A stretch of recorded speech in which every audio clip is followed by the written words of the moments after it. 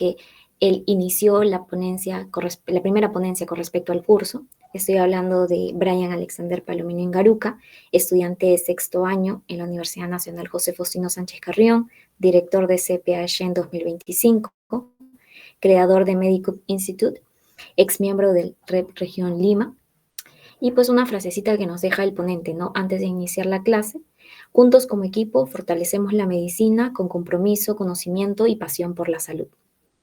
Sin más que decir, pues te doy paso, Brian. No sé si ya te encuentras ahí. Sí, hola, muy buena noche con cada uno de ustedes y muchas gracias por la moderación. Esta clase el día de hoy va a ser muy corta y espero que lo entienda. ¿Sí? ¿Puedo presentar un favor? Sí, sí, ahora sí. Muchas gracias. Un momento.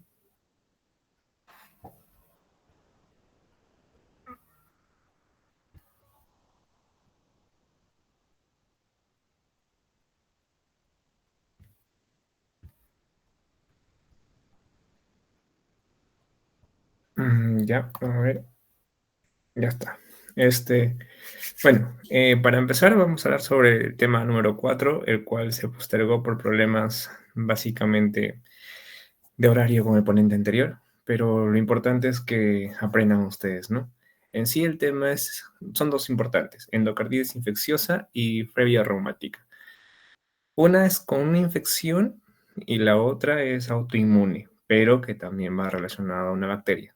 Así que, atentos a esto. Ya vieron todo tipo de patologías en las cuales varias bacterias van a atacar, por ejemplo, a lo que es el pericardio, al miocardio en sí, etcétera, ¿no? Y van a generar problemas tanto en la electroconducción como en inflamación, obstrucción y todo eso, ¿no? Bueno, en esta clase vamos a tratar una introducción general donde vamos a hablar de qué se trata generalmente, una fisiología cardíaca, la fisiopatología de la enfermedad, el diagnóstico, las complicaciones y el tratamiento. Para empezar, la clase no va a ser tan monótona como la anterior, porque la verdad era muy largo y estuvimos muy apretados con la agenda. Así que, igual que mi compañera anterior, si es que responden las preguntas que les voy a hacer mediante toda la clase, se van a ganar unas cositas que tengo guardado. A mí me gusta no decirlas porque quiero ver su entusiasmo. Y de acuerdo a eso, yo ya veo si es algo bien complejo o, bueno, algo necesario para ustedes, ¿no? Porque algo básico no va a ser. Entonces, bueno, hablemos sobre la endocarditis infecciosa. En sí, como es endocarditis, ya sabemos en qué lugar va a atacar. Va a ser en la parte interna del corazón, ¿no? En el endocardio. Y cuando se habla de infecciosa, va a ser algún agente posiblemente bacteriano, posiblemente hongo o cualquier otro tipo de microorganismo. Una inflamación, por eso se llama itis. Entonces, resumiendo, va a ser una inflamación del endocardio por un agente causal, que es un microorganismo, ¿ya? Básicamente eso, pero de todo el corazón interno, ¿dónde exactamente ataca? En su mayoría, o en donde más se fija, va a ser en las válvulas cardíacas. ¿Y por qué? Porque básicamente estas valvulitas, las valvas, no tienen irrigación, por ende es un poco difícil que el sistema autoinmune llegue hasta esa zona, ¿no? Y ustedes dirán, ¿cómo se alimentan? Pues de la sangre que pasa por el corazón. Como ustedes saben, hablando un poco de fisiología, ya la vemos la vez pasada, en la parte superior desemboca en la vena cava superior, la vena cava inferior y el seno venoso coronario.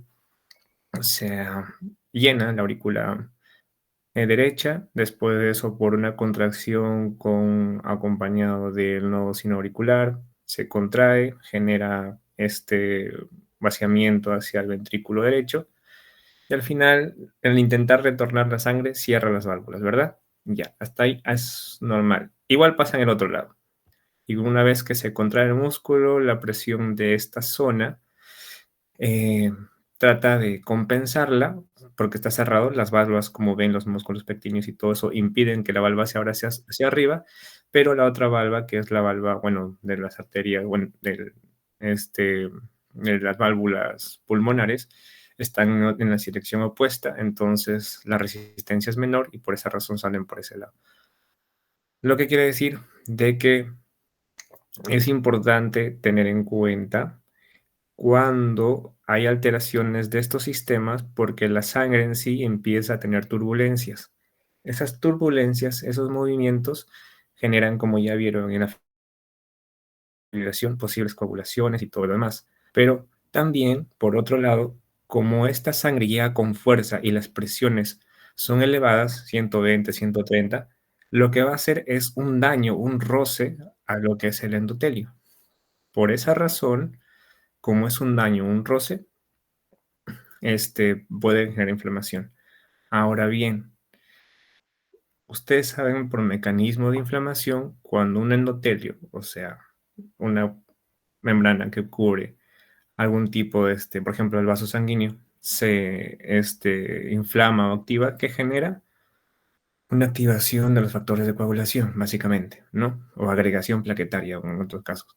Entonces, esos mecanismos hacen de que se puedan formar trombitos, ¿ya? Y ahí es donde posiblemente ataca la enfermedad. Por esa razón es importante conocer la fisiología para saber más o menos qué causas son las que generan esa turbulencia que me va a generar ese contexto en el que se van a agrupar las células, se van a juntar las células por activación del daño que está por aquí en el endotelio y al final me va a generar trombitos, ¿ya? Entonces ahí vamos más o menos, ¿verdad? Y bueno, eso es importante.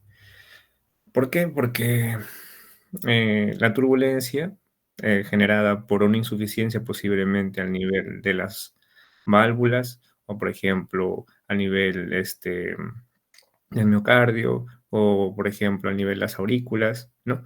Pueden generar ese tipo de turbulencias y empeorarme. Por esa razón, todo este circuito que ya conocemos va a ser alterado y se van a presentar patologías, bueno, síntomas y signos muy característicos de esta enfermedad, ¿ya? ¿Cómo entonces empezamos? Como ya dije, en esencia es una trombosis de plaqueta y fibrina localizada. ¿Cómo? Ya les dije más o menos el mecanismo, para que más o menos se puedan acordar. Y estas agregaciones, ya estos conjuntos de células blancas, plaquetas, de fibrocitos y demás, hacen que la bacteria se proteja, como si fueran frazaditas, unas frazadas encima de encima. Pero la bacteria es inteligente, si sabe que se va a poner muchas frazadas encima y no genera unos huequitos por donde pueda alimentarse o pueda respirar, entre comillas, se va a morir. Por ende, genera pasos, básicamente, entre capa y capa, que esos pasos son selectivos a que pase comida para que ellos se alimenten, así de manera muy, pero muy básico, ¿ya? Entonces, por esa razón se dice que lo protege como un biofilm, ¿ya? Este biofilm, al solamente dejar pasar la alimentación, va a impedir que haya una penetración antibiótica. Y esta baja penetración antibiótica va a aumentar la tolerancia y la persistencia bacteriana ante antibióticos, ¿ya? ¿Dónde se va a generar esto? En las superficies endocárdicas, por ejemplo, válvula endocardioparietal y el material protésico, más que nada con válvulas protésicas, en algún tipo de reparación pectil, cualquier cosa, ¿no? Ya. Entonces, ¿qué lo inicia? Una lesión o una activación endotelial. ¿Por qué razón? Por una turbulencia hemodinámica, un desgaste degenerativo o superficies extrañas, ¿ya? ¿Qué van a hacer estos? La turbulencia hemodinámica, desgaste degenerativo y superficies extrañas hacen que la fuerza con que llegue la sangre no llega a amortiguarse adecuadamente. Ustedes saben por fisiología del corazón que la aurícula tiene estructuras que detienen básicamente la fuerza con la que llega y disminuye, baja la turbulencia, así. Pero estas superficies extrañas, estos desgastes degenerativos y turbulencias hemodinámicas impiden que esa fuerza no sea dañina, ¿ya? Lo repito otra vez porque voy a preguntar más tarde, ¿ya? Entonces, por ejemplo, la turbulencia hemodinámica, ¿con qué puede ser generado? ¿Qué lo puede generar? Una insuficiencia, una estenosis valvular o posiblemente defectos congénitos, ¿ya? Si ustedes ven, y eso quiero que entiendan y tengan claro esto, a ver si lo pongo por aquí atrás un rato. La fuerza en sí llega de arriba hacia abajo, ¿verdad? De arriba hacia abajo, o si no, cuando expulsa la sangre, de abajo hacia esa dirección entre la arteria pulmonar, bueno, arteria aorta o vena pulmonar, ¿no? Entonces, si es que posiblemente hay un defecto congénito en estas válvulas, chévere, porque ahí es el daño, porque la turbulencia va a causar presión en esa zona y va a dañar. Pero si es que está en el tabique interauricular, comunicación interauricular, la sangre va a ir de un lado a otro, nada más. No va a generar una presión fuerte hacia abajo, hacia la dirección de donde están las válvulas, y no va a ser tan fuerte el daño, sino se va a distribuir más o menos. Por esa razón, cuando hay un agujero intraauricular, no es tanto predisponente a que sufran este tipo de patologías, porque el daño se distribuye y no es mucho, a comparación de si el daño es en estas zonas, ¿ya? Por la fuerza y por las direcciones de la sangre, ¿ok? Entonces, cuando se habla de efectos congénitos, más que nada es valvulares, ¿ya? No necesariamente interceptales, ¿ya? Y también podemos hablar sobre superficies extrañas que, como dije, afectan a la turbulencia. Por ejemplo, las prótesis valvulares, el TAVI, que es básicamente poner un tabique o una valva base a un tipo de cateterización. Entras por la vena femoral, la arteria femoral, subes y todo eso, y llegas al corazón y ahí ya haces el trabajo, ¿no? También puedes tener cables de marcapasos o DAI, ¿ya? Estas lo que van a hacer, van a generar microlesiones y van a activar el endotelio, como ya expliqué, causando que se depositen trombina, fibrina y plaquetas. Se van a juntar. Y al juntarse van a generar algo que se llama nidus estéril, ¿ya?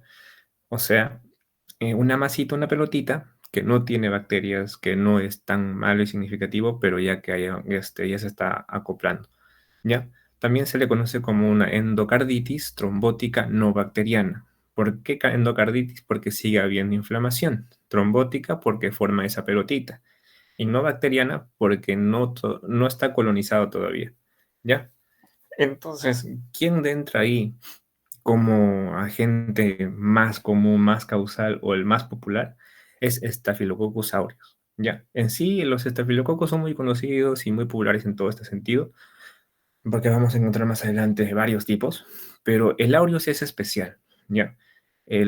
Por eso tiene aureus, aureolas, y para que se vean, ¿no? Es el rey, entre comillas. ¿Por qué?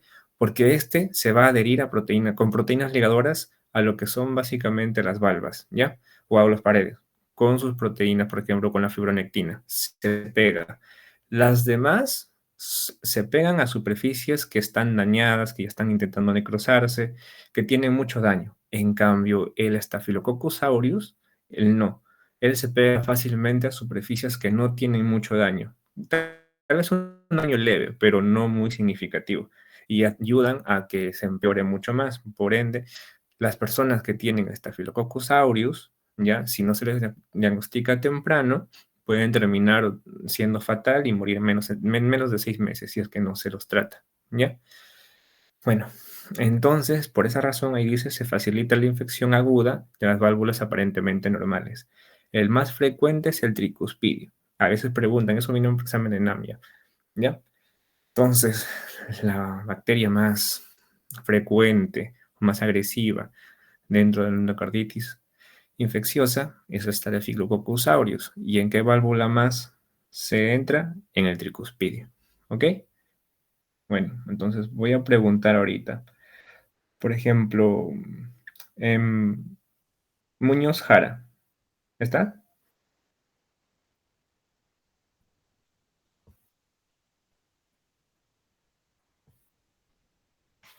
Muñoz.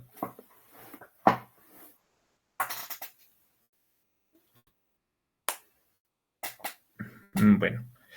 ¿Estás, Mayo? Mayo Flores, ¿estás? Sí, presente. Buenas noches. Buenas noches. Ya. Voy a solamente cambiar esto. Ahí, ya lo viste.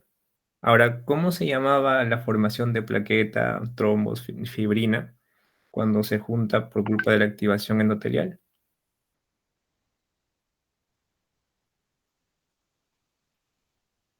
¿Te acuerdas?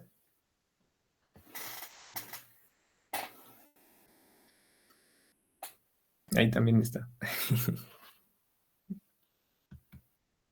No se olviden. Ya, nidus. Es un nidito. ¿Por qué nidito? Porque ahí se va a generar la bacteria y se va a meter. Es un nido. ¿Ya? Y como aún no llega nada de bacterias, por esa razón se llama nidus estéril.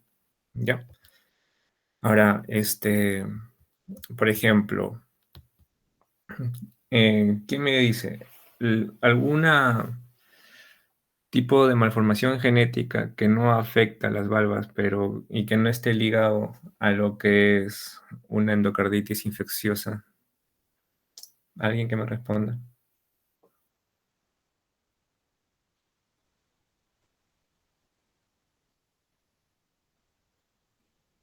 Chicos.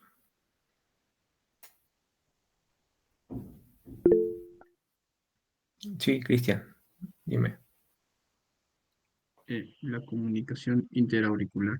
Ajá, exacto. Muy bien, Cristian. Tienes un punto. Cuando termine la final de clase vas a recibir algo grande.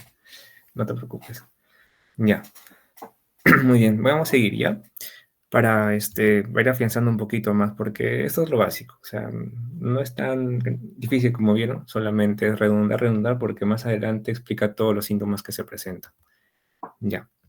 Entonces, no se olviden, la bacteria que más común entra y se deposita en las valvas es el Staphylococcus aureus, porque al inicio el daño no es tan fuerte y la única bacteria que chapa a ese órgano sin haber daño fuerte o severo es Staphylococcus aureus, por sus proteínas ligadoras como la fibronectina. ¿Ya? Y para ser más específico, genera puentes a integrinas. ¿Ya?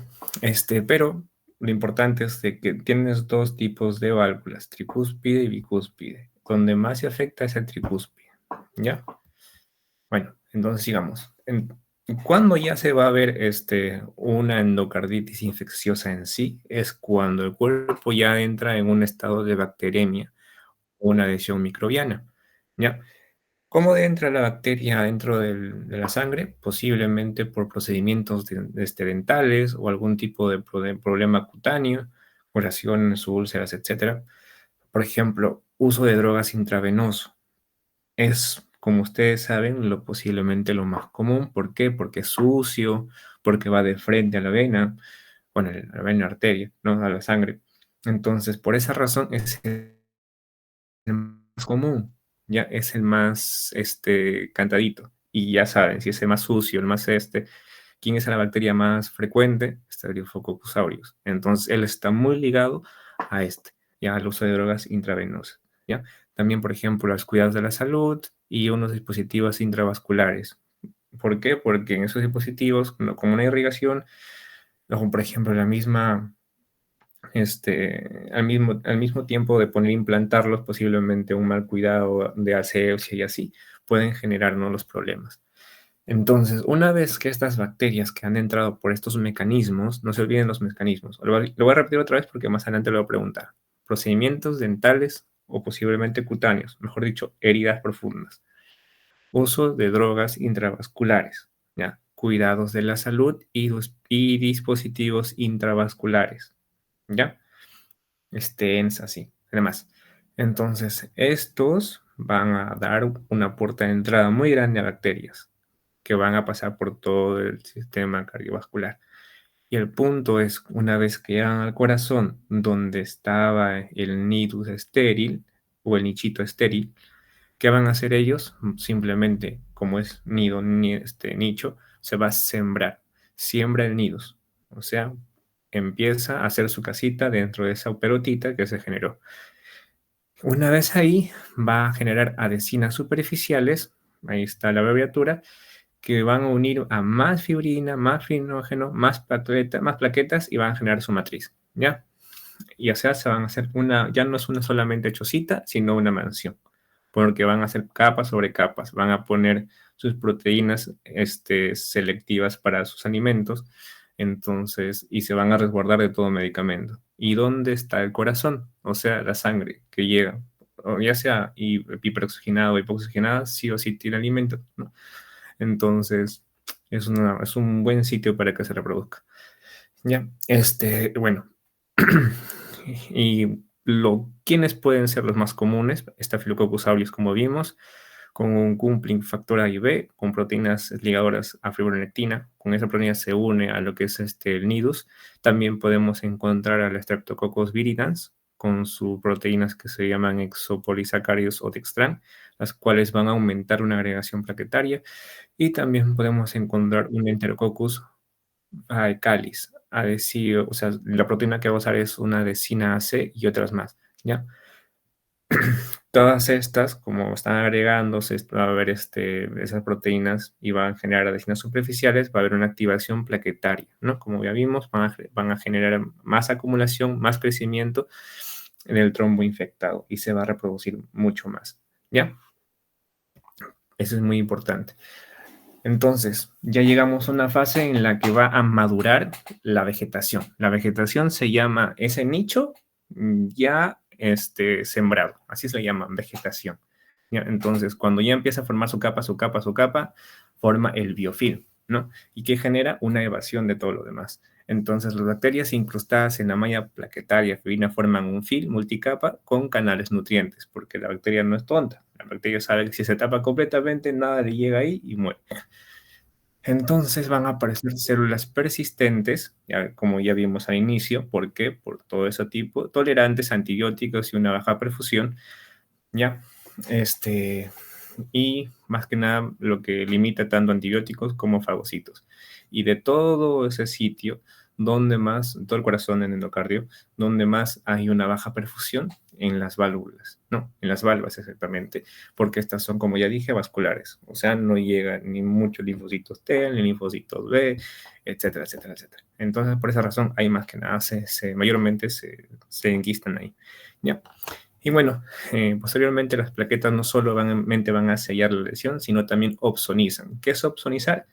Es simplemente rodear a la bacteria totalmente. Mejor dicho, es como si dispararan a alguien con bolitas pega-pega en todo el cuerpo. Ya en todo el cuerpo y al final una persona está totalmente llena de bolitas. Eso se llama opsonización, ¿ya? Entonces, las plaquetas van a opsonizar los patógenos y liberan péptidos que son microvicidas, ¿no? Muchos cocos gram positivos van a evolucionar para activar y cortar plaquetas, reforzando el coágulo que los protege. Como ya expliqué, van a agrupar más. El resultado, lo importante es esto, que va a haber vegetaciones friables, luminosas, perdón, y altamente emboligénicas. ¿Por qué emboligénicas? Cuando ya llega a un tamaño bien grande, se desprende. Y si desprende, así como un coágulo, viaja por el torrente sanguíneo.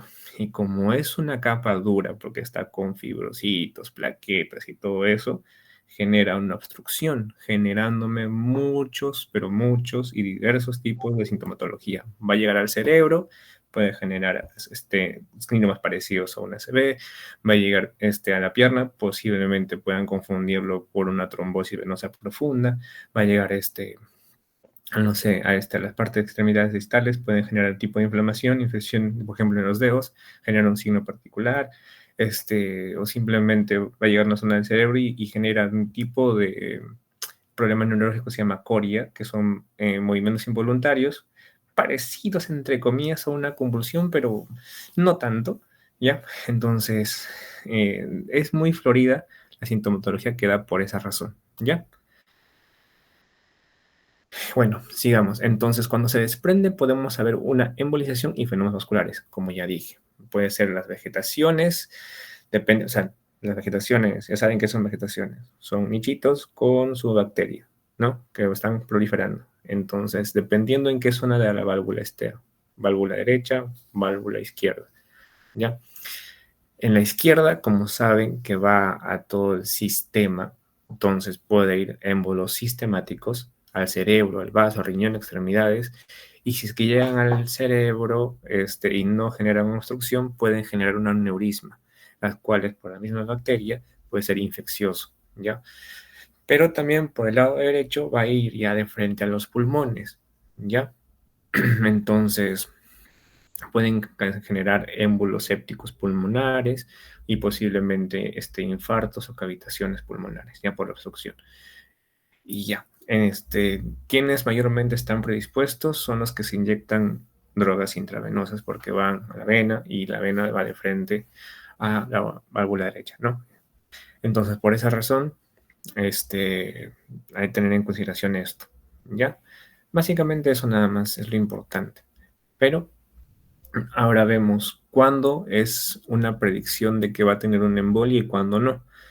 Resumiendo, es cuando el tamañito de la pelota, la vegetación, es más de 10 a 15 milímetros, ¿ya?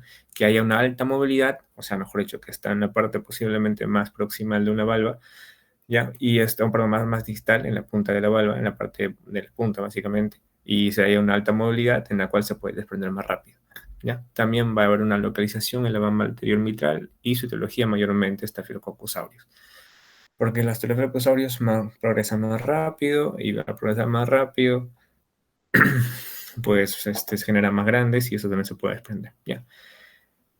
Bueno, mayor al inicio del tratamiento y cada las primeras, ya, esa parte sí. Una vez que le damos antibióticos a las bacterias, intentan defenderse. Por más, si tiene su protección, sí, pero a veces pasa, ¿ya? Entonces, la edad intenta defenderse. Al intentar defenderse, genera más inflamación. Por eso los primeros días son más agresivos, ¿ya? Pero después de eso empieza a disminuir. Ya las siguientes semanas, o cuando ya empiezan a pasar 3, 4, 5 días, empieza a disminuir los efectos sobre ¿ya? Por eso, al inicio hay mayor resultados semiológicos. También tenemos complicaciones neurológicas cuando se llega a la parte central, como isquemia, hemorragia, aneurismas micóticos, ¿no? Y bueno, básicamente. Ok. En algunos casos no se logra ver, no se logra determinar específicamente si eso no es una patología de endocarditis infecciosa. Como dije, que tiene que ver lo cardíaco con el cerebro, cuando es una infección sistémica, porque si ustedes saben que una sepsis en la sangre, ya, o sea, una septicemia, te da muchos síntomas ya en todo el cuerpo, en el riñón, en el vaso, en el hígado, pulmón, corazón, cerebro. Entonces, a veces no te pones a pensar de dónde salió, del corazón. Entonces, ¿qué hago? Y bueno, algunas veces son silentes, ¿ya? Y a veces solamente se puede ver por resonancia magnética, ¿ok? Hasta ahí nos tomamos un ratito, un descanso de 5 minutos para que puedan estar procesando. Regreso y les voy a tomar algunas preguntas. ¿Está bien? Para que puedan responder. Los que respondan se van a llevar una colección de libros de anatomía, fisiología y todo lo demás. ¿Ok? 5 minutos.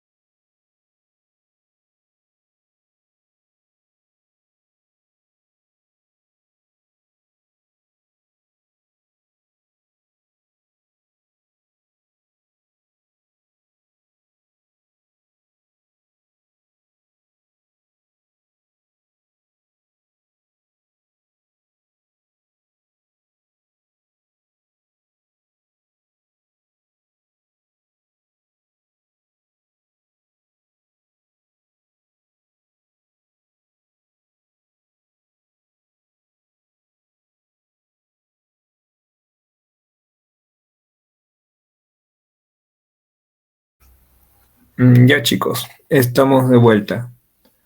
Ahora sí, los que me respondan bien van a ganarse puntos para que al final de la clase se gane su cuenta de Prime Video, ¿ya? Así mejor.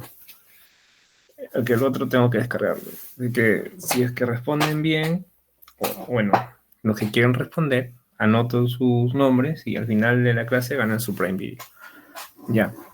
Entonces, preguntas. ¿Cuál es la bacteria más frecuente en la endocarditis infecciosa? ¿Quién me dice? La bacteria más frecuente. Ya, Ore, habla. El Staphylococcus aureus. Ya, muy bien. Ore va uno. Son 5 preguntas, chicos. Ya. El Staphylococcus aureus es, como dijimos, agresivo y todo eso. Pero, ¿por qué mecanismo es el más frecuente en el que entra al cuerpo? ¿Por cuál de lo que ya vimos?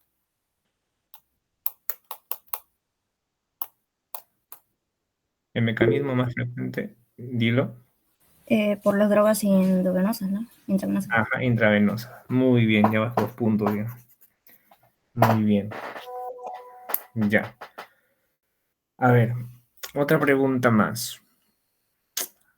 Sigamos para que ya haya una hilación. ¿A cuál de las dos válvulas ataca más el Staphylococcus aureus? ¿Derecha o izquierda? Di Cristian. La derecha, la tricúspide. ¿Seguro? Ya está bien, Cristian, es la tricúspide. La más frecuentada ahí. Muy bien. Ese es el Staphylococcus aureus. Ahora, ¿con cuál de las dos válvulas está más, derecha o izquierda, ligada todo lo que es un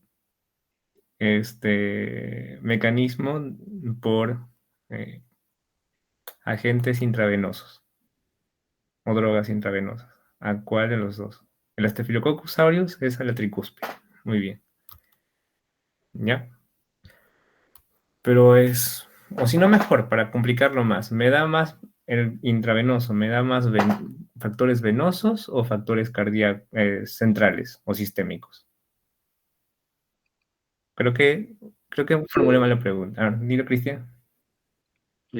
Endovenoso, pues está relacionado más con los derechos pulmonares, en este caso sería venosos. Exacto, muy bien. Eso era mi pregunta, muy bien, muy bien. Ya está. Entonces, para la última pregunta para que se disfrutan ustedes la cuenta de Prime. ¿Ya? La última pregunta. ¿Cómo se les llama al nicho una vez infectado con la bacteria?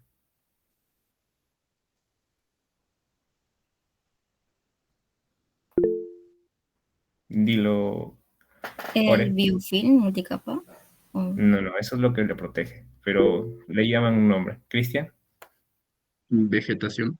Eso, muy bien. Se ganó Cristian la cuenta Prime. Ya está. Bueno, chicos, sigamos entonces. ¿Ya? Un momento, un favor. Ya está. Sigamos. Entonces, como ya vimos, la fisiopatología van a tener complicaciones neurológicas como también pulmonares. Por esa razón, vamos a encontrar muchas. Entre ellas, vamos a encontrar una inmunoglobulopatía sistémica, como también dentro de ellas van a haber, perdón, glomerulonefritis asociadas a la enfermedad, endocarditis infecciosa y también lesiones cutáneas y retinianas, ¿ya? Las cutáneas y retinianas son las más específicas de la enfermedad, las que te indican que en sí es una enfermedad por endocarditis infecciosa.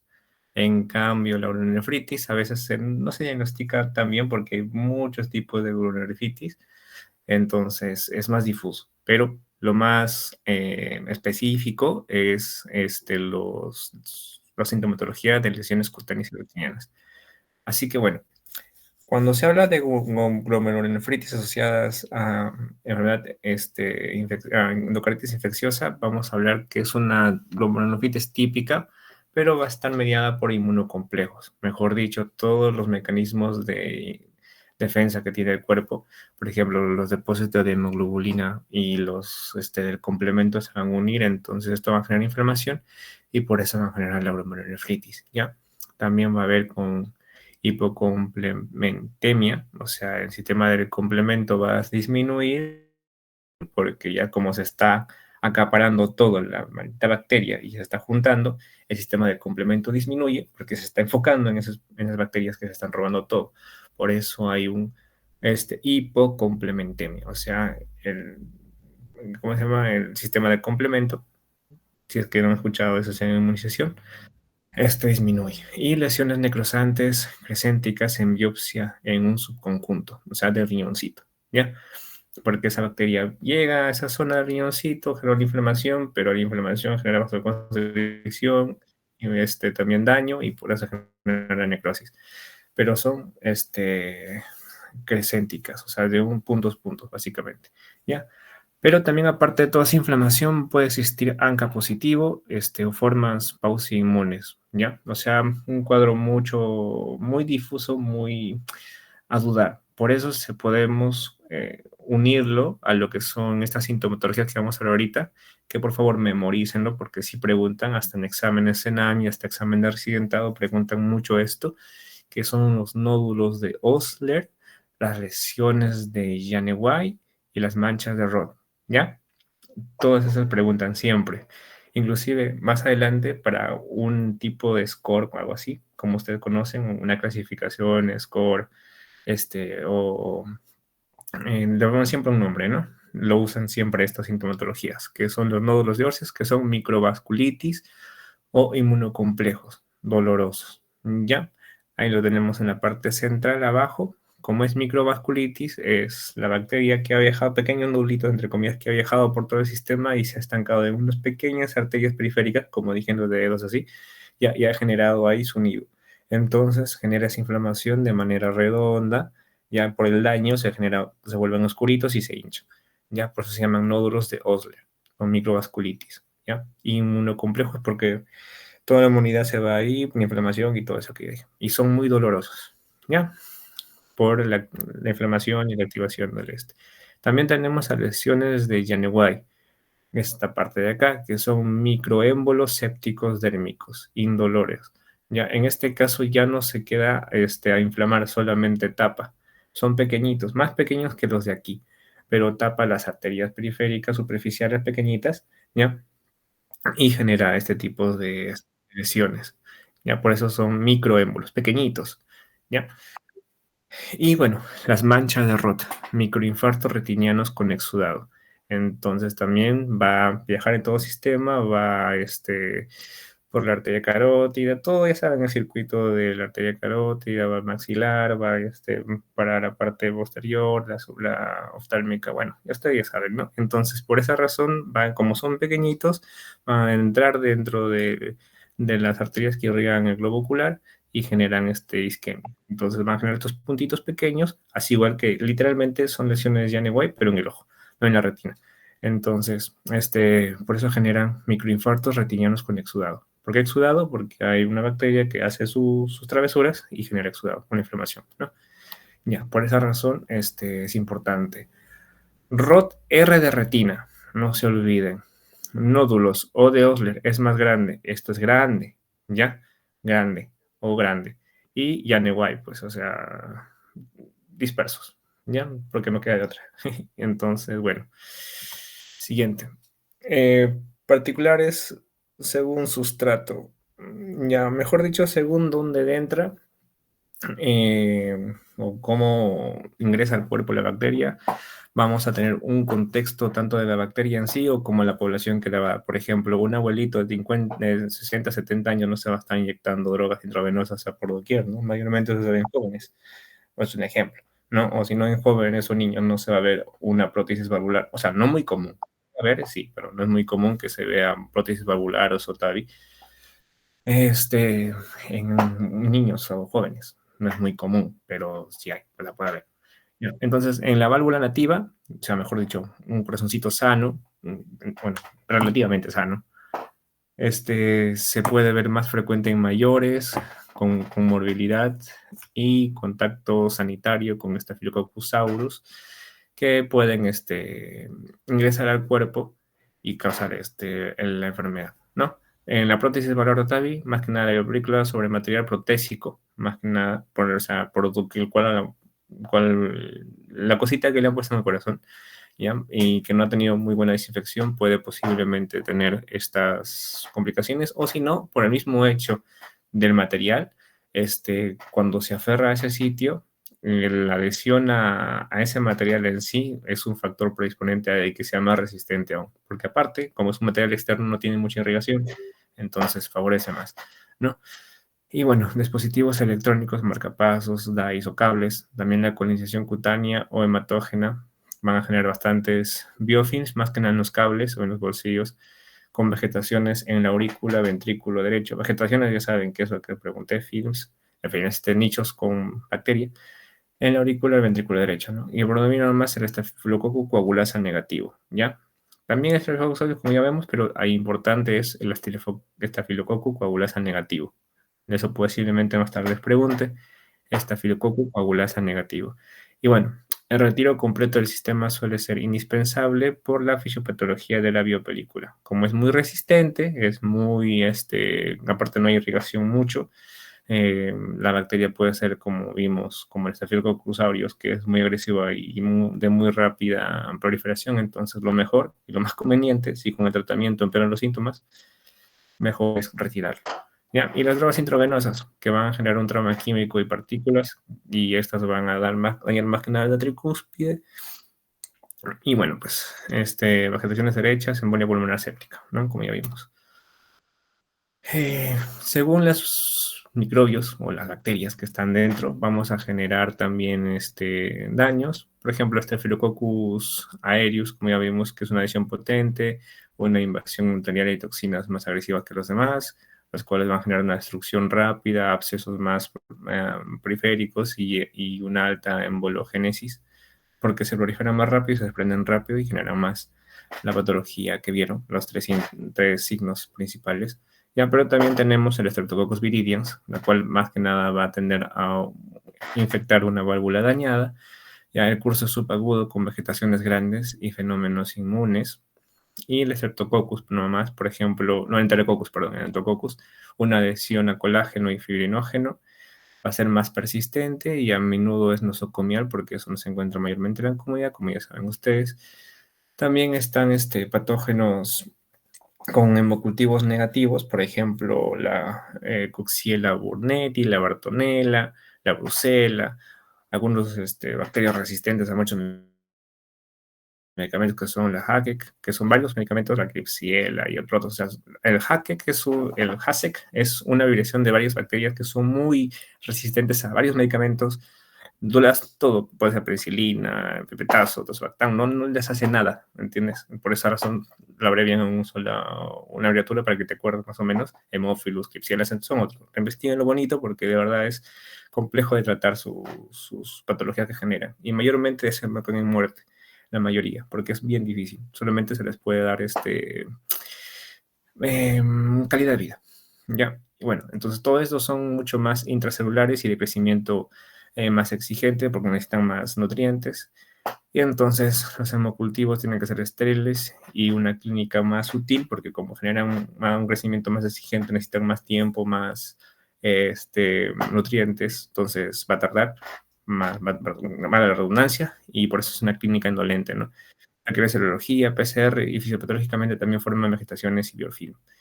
Los hongos también van a estar, son muy raros, la verdad, pero ahí está la cándida liderando, son muy, muy raros, pero estas sí van a ser vegetaciones muy grandes, fiables. El biofilm va a ser altamente tolerante a antifúngicos, por más que sea una cándida, es un honguito antifúngico, lo voy a dar antifúngico. Generan capas sobre capas sobre capas y son más selectivos en sus las proteínas que comunican para que no entre cosas, son más selectivos en eso y por esa razón se vuelven muy tolerante a los antifúngicos. Y bueno, como van a crecer y son muy grandes, ya no son microembolias o así, sino ya son riesgos embólicos severos, ya grandes. Entonces, importante eso cuando vean una endocarditis, cuando tengan, por ejemplo, una hemiplegia, una afasia, una hiparesia, ¿sí? Entonces, posiblemente sea más por hongo porque ya es más complejo. Entonces, bueno, como son muy grandes, la necesidad va a ser cirugía, ¿ya? Para quitar todo eso que está dañando. Entonces, una vez teniendo todo eso, vamos a relacionar lo clínico con lo analítico. Si vamos a laboratorio, básicamente, como se está consumiendo la bacteria toda la nutrición en la sangre y se está viendo una inflamación, va a haber una anemia por inflamación, ¿ya? También va a haber marcadores inflamatorios altos, BCG o PCR elevados, velocidad de segmentación y PCR, o mejor dicho, bueno, son reacciones de inflamación. El PCR simplemente lo amplifica, que cuánta cantidad te amplifique según la cantidad de sustrato que le pongan, es el PCR elevado o bajo. Y un factor reumatoide positivo con un complemento bajo. Complemento bajo, ya saben por qué, porque se desgasta todo el sistema de complemento por intentar opsonizar a la bacteria, ¿ya? Todos esos resultados, la de laboratorio más una glomerulonefritis por endocarditis infecciosa, nos va a dar como idea central de que hay una carga inmunoinflamatoria muy fuerte acompañada de una colonización valvular muy severa, ¿no? Básicamente eso. Ya, aquí está un resumen de lo que ya hablamos totalmente para que se acuerden, más que nada, cómo se generan los síntomas y el diagnóstico más rápido. Clínica, va a ser fiebre, soplo de regurgitación porque va a afectar a las valvas y una esplenomegalia por la destrucción de intentar destruir o limpiar la sangre, ¿no? Porque ya saben que la esplenomegalia intenta limpiar la sangre. Ya. Entonces, el laboratorio va a haber marcadores inflamatorios elevados, velocidad de segmentación, proteína C reactiva elevada, anemia normocrómica, normocítica, pero inflamatoria. O sea, hay dos tipos de anemia, ¿no? Anemia ferropénica y anemia por inflamación crónica. Ambas son parecidas, pero lo importante aquí es porque hay una inflamación muy severa, anemia normocrómica, normocítica por inflamación. Ya lo van a estudiar más adelante, no se preocupen, pero lo importante es que al menos tengan la idea de eso. Y un factor reumatoide positivo. El diagnóstico definitivo, como sabemos que la bacteria está en la sangre, podemos hacer lesiones patológicas como vegetación o absceso intracardíaco, que se van a demostrar mediante endocarditis activa en la histología. Mejor dicho, raspado o cultivo de sangre, etc. O microorganismos demostrados por cultivo e histología de una vegetación en un proceso intracardíaco. ¿Ya? Traducido, una biopsia de corazón, ¿ya? O tejido cardíaco y un cultivo de sangre que tengan la bacteria. Y bueno, con los síntomas, más que nada. Y bueno, seguimos con los criterios de Duque. Los criterios de Duque son clavito, para que se acuerden. Clavito. C de cultivo positivo, L de lesión endocárdica por ecocardiograma. Como vimos, todas las lesiones que vemos es en el corazón. Entonces, ¿cómo llegamos sin tener que abrirlo? Mediante una ecografía, entre comillas. Entonces, para ser más específico, porque la amplitud de onda y las técnicas varían según zonas, lo más específico es hacer un ecocardiograma, ¿ya? Entonces es más específico para la zona del corazón y llega más profundo y todo, tiene más ventajas. Entonces, para ver eso, necesita un ecocardiograma. Y ahí vamos a ver la vegetación, o sea, el tamaño de la pelotita que se forma, el absceso o la rotura, ¿no? También vemos los antecedentes de la cardiopatía, el uso de drogas, problemas musculares, por ejemplo, émbolos hemorrágicos conjuntivales, intracraneales, lesiones de Hammerway, como ya vimos, o aneurismas, problemas inmunológicos como el glomerulonefritis, nódulos de Osler, manchas de Roth o factor reumatoide, temperatura mayor de 38 grados porque está con fiebre por la bacteria que está ahí, o un cultivo que no cumple con el criterio mayor. ¿Ya? Ya vimos que hay otros que no salen negativos, que son ciertas Klebsiella y todo lo demás, ¿no? Entonces, esos son los criterios mayores y menores. Los mayores, como van a decir que sí, sí, está la bacteria. Entonces, el hemocultivo y la ecocardiografía. ¿Ya? Y los criterios menores te hacen pensar, posiblemente, lo más cercano es eso. ¿Ya? Entonces, el diagnóstico se va a ver con dos mayores, los dos juntos, un cultivo y un ecocardiograma, van a decirte sí o sí es, posiblemente una mayor, un cultivo con tres menores, ¿ya? Cualquiera de los tres, independientemente, o si no, todos los menores, todos juntos, el clavito, ¿ya? Al costado tenemos la hemorragia subcutival de la astilla, lesiones de Haneway, nódulos de Osler, mancha de Roth, como vimos, y petequias conjuntivales también.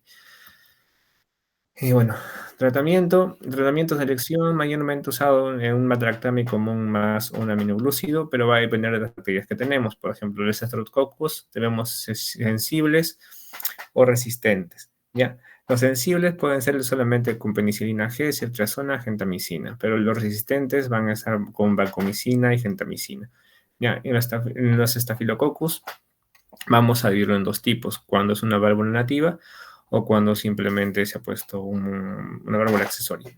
En la válvula nativa, mayormente cuando es sensible, podemos darle oxacilina o clotrimazol, más acompañado de gentamicina, o sea, oxacilina con gentamicina o clotrimazol con gentamicina, ¿ya? O si es resistente, ya darle vancomicina, añadido, ¿no? Con rifampicina y con gentamicina aparte, ¿ya? O sea, bastante más carga. Y cuando es sensible, cuando ya es valvular, no se puso mal ahí, pues puedes darle oxacilina con gentamicina con rifampicina, porque como es valvular, no nativa, sino valvular protésica, ya ven que ya es más fuerte porque no hay irrigación y es más condensado por la misma estructura que se apega más, entonces tienes que darle más oxacilina, gentamicina, rifampicina juntos. ¿Ya? El enterococo sensible, amoxicilina, ampicilina, ceftriaxona y gentamicina, y la resistente va a ser la daptomicina y el linezolid. Ya, y los hongos, la cándida, ya sabemos que como es hongo, podemos darle fluticosina, pero acompañadas de anfotericina B, ¿no? O si en caso de aspergillus, podemos darle voriconazol con equinocandina. Bueno, si no funciona todo lo anterior, durante un periodo de tiempo, como sabemos, que la afección va a seguir estando ahí, va a generar posiblemente más patologías, lo que podemos hacer es cirugía. Un recambio valvular en los siguientes casos. Por ejemplo, fracaso de manejo antibiótico, insuficiencia cardíaca, principal indicación en estos casos. Puede ser también una insuficiencia valvular grave o abscesos miocárdicos y perianulares, ¿no? Si es que hay embolismo recurrente en el caso anterior, en el último. La profilaxis básicamente se usa amoxicilina con ampicilina, pero tienes que cumplir requisitos, ¿ya? Para que los lean después. Básicamente eso nada más. Y como dije, la comunicación interauricular y el prolapso de la válvula mitral sin insuficiencia, porque si no hay insuficiencia, entonces se quiere decir que el reflujo y la turbidez de la sangre está normal, entonces no van a predisponer a una endocarditis. Para finalizar nada más. Ya, eso sería todo en la cuestión de la patología anterior, que es endocarditis infecciosa. Les doy unos 10 minutos para terminar ya, máximo en 10 minutos más, lo que es la fiebre reumática, que no es muy complejo. ¿Ya? Descansen un rato y terminamos en 15 minutos más.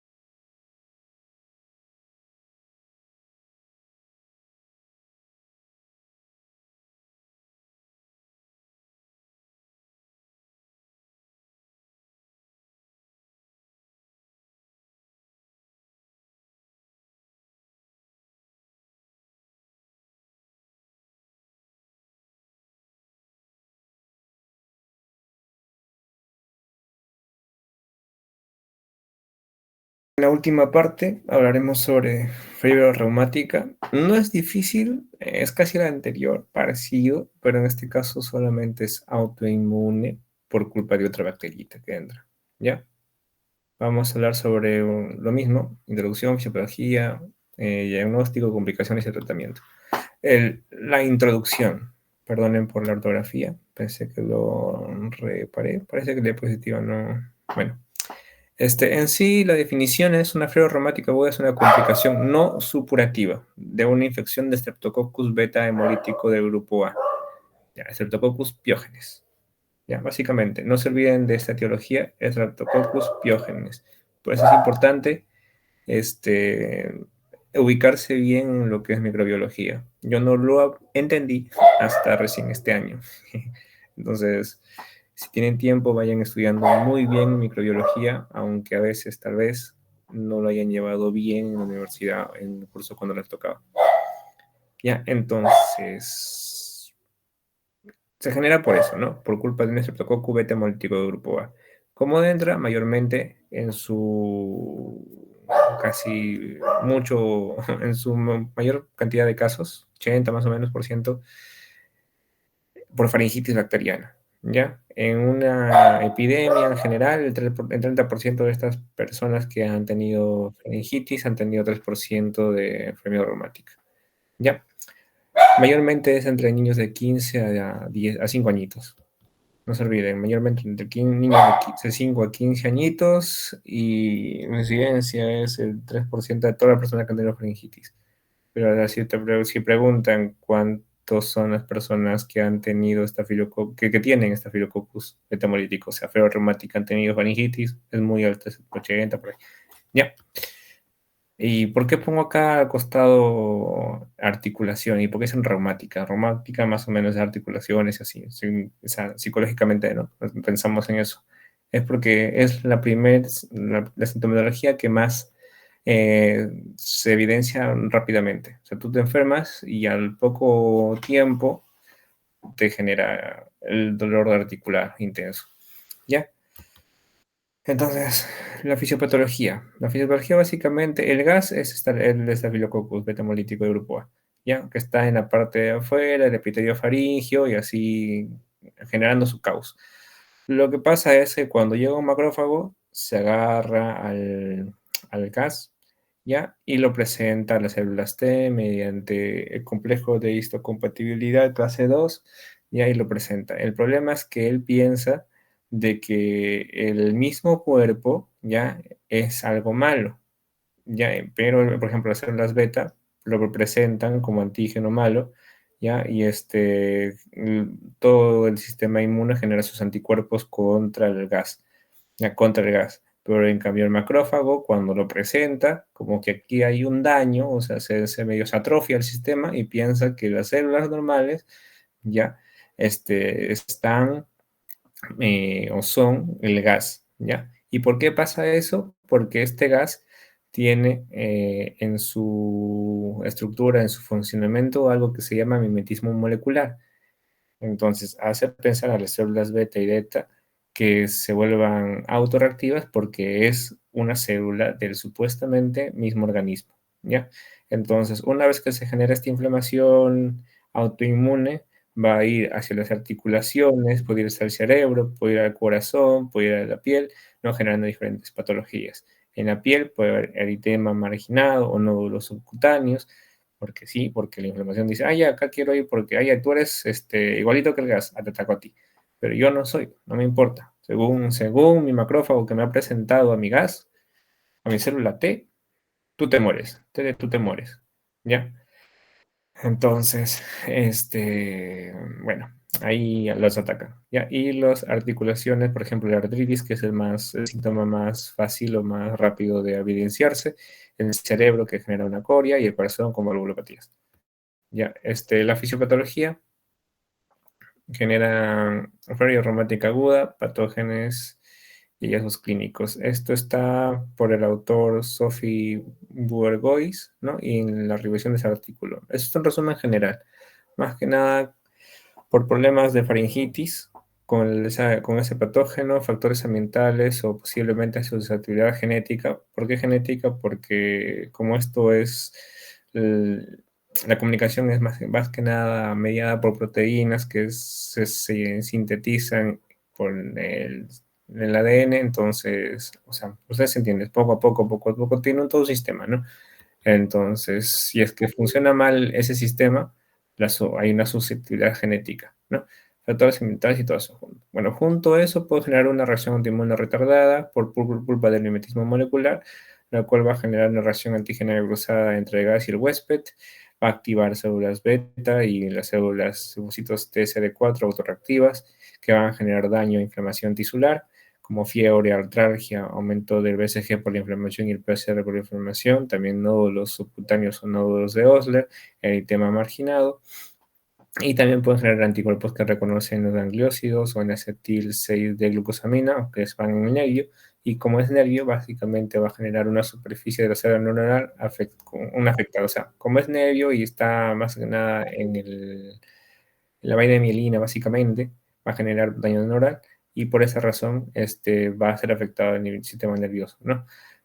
Y bueno, al final, como es afectación del sistema nervioso, puede haber más liberación de dopamina y va a generar un síndrome de Coria, ¿no? O de Coria de Sydenham, se le llama, ¿ya? Y también puede haber anticuerpos que atacan a la superficie de la miocina, del músculo y otras proteínas cardíacas. Entonces, cuando va a hacer eso, los linfocitos se van a adherir a la miocina y a las proteínas cardíacas y van a generar una pancarditis y daño valvular, casi parecido, como dije, a la endocarditis infecciosa, pero más o menos, ¿no? O sea, valvular nada más. Y va a generar un intervalo PR prolongado y carditis, inflamación. Las secuelas a lo largo plazo de la fiebre reumática van a ser valvulopatías, van a haber artropatía de Jacob, puede haber una artropatía crónica también, y etcétera, ¿no? En diagnóstico, vamos a ver que va a haber una periodo de latencia, 2 o 3 semanas en las que no va a haber ningún tipo de enfermedad, pero después el más precoz, como dije, es la artritis. Posiblemente también se pueda presentar en conjunto todos los demás, o solamente uno o unos dos, así. No se presentan mayormente todos. Pero si es de la carditis, como ya saben por qué, por los linfocitos que se unan al miocardio y todo eso, va a haber una manifestación más grave, porque como es cardíaco, pueda generar isquemia, todo a nivel tisular y todo eso. Entonces, lo más característico es una pancarditis, como ya vimos, que se inflama la endocarditis, miocarditis y pericarditis. Ya, y también vamos a encontrar la corea de Sydenham, también conocido como baile de Zambito, ¿ya? Y siempre preguntan eso, el baile de Zambito, que es la corea de Sydenham, ¿ya? Un trastorno neurológico que consiste en movimientos involuntarios bruscos, no rítmicos, como está con el sistema nervioso o la vaina debilitada, actividad muscular y alteraciones emocionales también. Ya, básicamente eso. Después tenemos el eritema marginado, es una erupción no pruriginosa, evanescente, rosada y ligeramente rosa, básicamente. Y los nódulos subcutáneos, que son lesiones firmes, indoloras, importante eso, indoloras, y que van desde unos pocos milímetros hasta 2 centímetros de tamaño, ¿ya? Básicamente eso. Y lo más característico de estos nódulos subcutáneos es que se van a localizar en la superficie prominente ósea o posiblemente cerca de tendones. Nada más. Por eso genera tendinopatías y así. Los criterios diagnósticos van a ser con los criterios de Jones, como son los mayores y los menores, igual que casi todos, ¿no? Los mayores son cáncer y los menores son estos que vemos aquí. Los cáncer, ¿qué significa? Carditis, pancarditis, ¿no? Pericarditis, miocarditis, endocarditis. También tenemos la artritis, nódulos de Neymet que vimos, corea de Sydenham y eritema marginado, cáncer, ¿ya? Los mayores, porque son casi muy específicos por el factor autoinmune. En cambio, los menores son las que te pueden decir más o menos, o una posibilidad cercana de que es una fiebre reumática, ¿no? Por ejemplo, antecedentes de brote reumático hace muchos años, artralgias, ¿ya? Artralgias, no artritis, artritis inflamación, artralgia solamente dolor de la articulación. Artritis tiene que ver inflamación, ser más rojizo, más caliente, ser un poco más hinchado, que se llama flebosidad, entonces no. Pero también puede ser fiebre vespertina, bloqueo auriculoventricular de primer grado y una leucocitosis, ¿ya?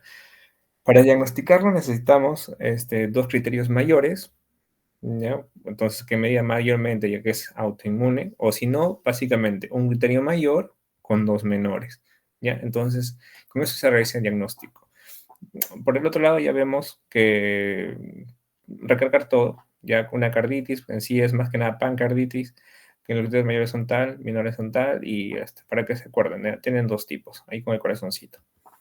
Y el tratamiento, lo más básico, como es autoinmune, lo que vamos a tratar de hacer es bajar la inmunidad, o sea, la inflamación. Por eso se le da terapia antiinflamatoria, AINES, ¿ya? Pero no solamente atacamos al AINES, porque el AINES es la inflamación, lo que nos ataca bastante es la inflamación. Pero ¿quién genera la inflamación? El desgraciado del estreptococo. Entonces tenemos que darle antibióticos para la infección del estreptococos, ¿ya? Por ejemplo, penicilina o amoxicilina. ¿Ok? Lo más común es